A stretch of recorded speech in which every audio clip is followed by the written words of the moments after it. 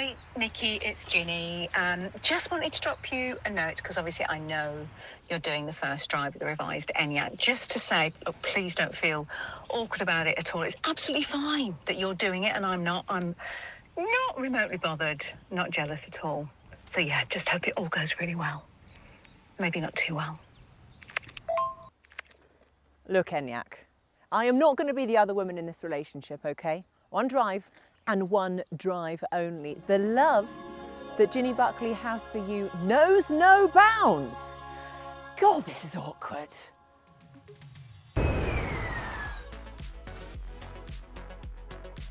Skoda's first purpose-built electric car wowed us all, but particularly Ginny, with its charm and all-round, well, brilliantness. But now it's got a cuter, sassier little brother in the form of the goody two-shoes Enyaq. Now, being good parents, Skoda hasn't turned all its attention to the Enyaq. To make sure that the Enyaq doesn't get jealous of the attention given to the new arrival, it's bought it a pony. No, only kidding. But what it has done is treated it to a complete spruce up. Now, this has been a facelift of two halves. I'm going to divide it crudely into the bits you can see and the bits you can't. The bits you can't, like the motor, the charging and stuff, were completely updated early last year. So underneath, this is almost exactly the same as the car that you could buy at the end of last year. Now, if you do want a really detailed walk around, I did actually do that a couple of months ago in a studio, so we'll put a link to that in the description below. But this is a bit of a brief reminder of those changes. To the exterior, as before, you've got the two body styles, the standard SUV and coupe variant. But this is Skoda's most aerodynamic model. Why, I hear you ask? Well, it's because it has a smoother front end, it has sealed radiator grille down here, and optimised air curtains around there. And basically the benefits of improved aero is going to give you better efficiency. Hooray! But more on that later. It also has the new Tech Deck face grille in glossy black, which integrates the radar and the cameras and all that stuff. You've got the Skoda lettering, which replaces the logo, which I think does actually look really good. And then you've got the LED matrix headlights around here with the kind of four eyes glaring at you all the time. And you have this new metallic paint in olive green. That is not a typo. Why they didn't just call it olive green, because that's basically what it is. But just to confuse you, it's called olive green. Now, at this point in the video, I think we need to celebrate the colossal boot of the Enyaq, which of course remains unchanged.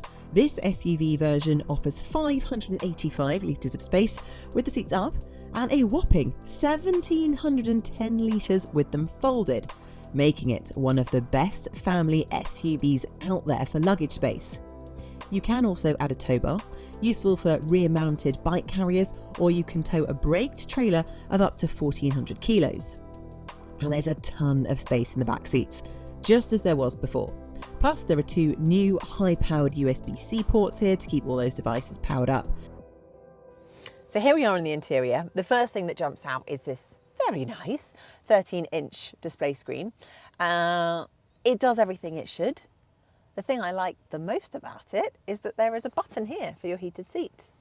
Touch the button, you get some heat. But at the same time, you can put your cooled seat on. Yeah, at the same time. So I don't know why you would ever need that, if maybe one side of you was warm and the other was cool and you need to balance it out. I'm not sure, but I am enjoying the effect of being warmed and cooled at the same time. In front of the driver, you have a 5-inch display screen, and then above it, there is an optional augmented reality head-up display. Now, this I want to put to the test while driving. But before we go for a drive, I see why Ginny has fallen for the Enyaq, because it is simply clever. It was raining earlier. Thank you very much for the umbrella that was hidden in the door. And this, never go anywhere without your de-icer. It is hidden in the tailgate, and it also has a little measurement so you can measure your tyre tread. Never know when you're going to need it. As for the rest of the interior, well, it just didn't need changing, and I am pleased to report that all of the good bits are still here and the driving position is still one of the best I've come across. Skoda has also streamlined the battery options. The old 50 model has been dropped from the bottom of the range to make room for the new Elrock, leaving us with just 2 battery sizes. The Enyaq 60 has a 59 kWh usable battery that generates a respectable 201 brake horsepower and 310 Newton meters of torque. Plus, it has an official range of 269 miles. If you're looking for something a bit more powerful and with more range, the Enyaq 85 has a 77 kWh battery, a 286 brake horsepower motor, and a hefty 545 Newton meters of torque. The range? Up to 365 miles. And for those who need all-wheel drive and even more power, there's the 85X model, available only as a sport line here in the UK. This version has a range of up to 334 miles and has the same power output as the single motor 85, despite having 2 motors. They have the same 0 to 62, which is unusual. Right, so after much anticipation, this is it. It's time for the fun bit. How does it drive? Now this is the Enyaq 85, which means bigger battery, bigger range, and being technical, bigger bragging rights at the Family EV Showdown. And the first impressions, I have to say, is that it's a very smooth drive. You notice it instantly. As soon as we drove off from the airport, it just feels extremely comfortable. This is very much a car built for long journeys, I think. And actually, when we did set off, our lovely cameraman Ed, he was in the back assembling the camera. I was effectively his chauffeur, and this car felt right for that role. It's plush, it's regal. I should have had a cap and white gloves on, but I don't want Ed to get used to that. So anyway, I think the ride quality is this car's little secret weapon, you know. It just soaks up bumps like a luxury limo. Also, there is virtually no wind noise. I really noticed that when we were on the motorway. You can basically glide along at like high speeds, just contemplating the meaning of life. Or what's for dinner, let's be honest. Now, the 85 model comes with 282 brake horsepower, which is more than enough for everyday driving. Obviously, it's no Porsche Taycan. If you were looking for something like a Porsche Taycan, don't look at the Skoda Enyaq. But it does have a bit of power when you need it. 0 to 62 miles per hour in 6.7 seconds. Very respectable indeed. If you want a bit more, the all-wheel drive VRS version has 330 brake horsepower and a 0 to 62 mile per hour timer of just 5.5 seconds, which is kind of ridiculous for a family SUV. You'll get serious brownie points from the kids in the back. Overall, I think though it's more composed than crazy. It's more business class than boy racer. So if you do find yourself chauffeuring around people regularly, whether that's work colleagues, kids, disgruntled cameramen, then this could be the car for you, and you get to enjoy those comfort qualities as well. The Enyaq has new technology to sharpen up the driving, and Skoda has also introduced progressive steering, which makes it feel tighter and provides a pretty impressive turning circle for a car of this size. Now, let's get into charging and efficiency. So the Enyaq 60 can peak at 165 kilowatts, allowing you to go from 10 to 80% charge in 24 minutes. The Enyaq 85 and 85X takes it up a notch, peaking at 175 kilowatts and achieving that same 10 to 80% charge in about 28 minutes. But it is a bigger battery, of course. And if you're plugging in at home or at public points, all models can take 11 kilowatts AC charging as standard. 22 kilowatt capability would have been a nice thing to have.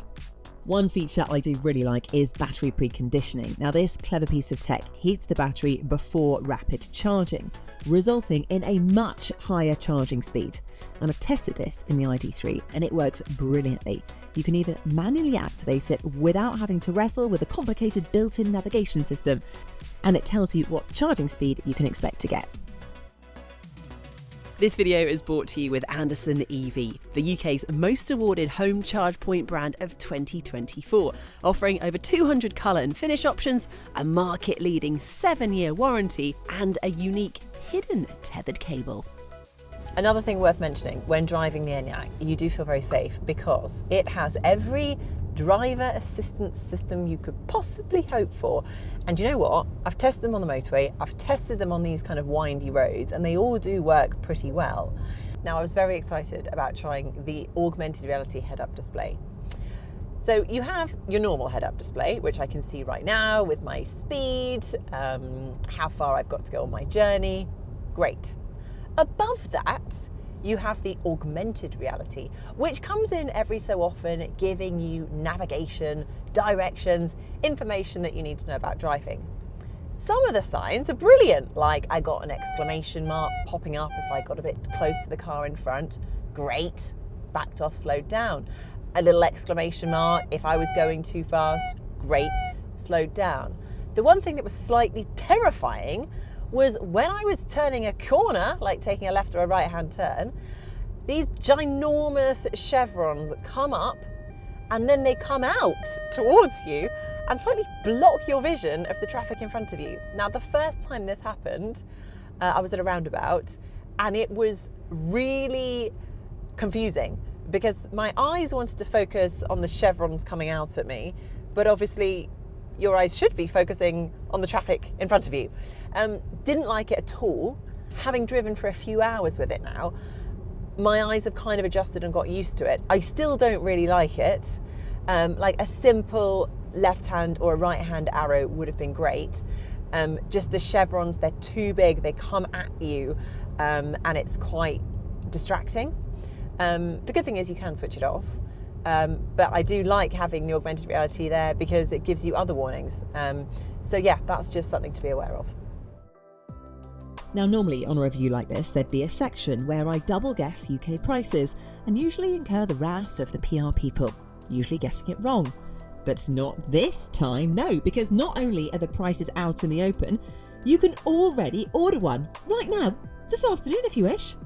The UK range starts from £39,000 for the SEL60 version. The cheapest model with the big battery comes in at £44,000, which feels quite a lot when the L-Rock, which isn't that much smaller, comes in at £38,650 with the same battery and performance.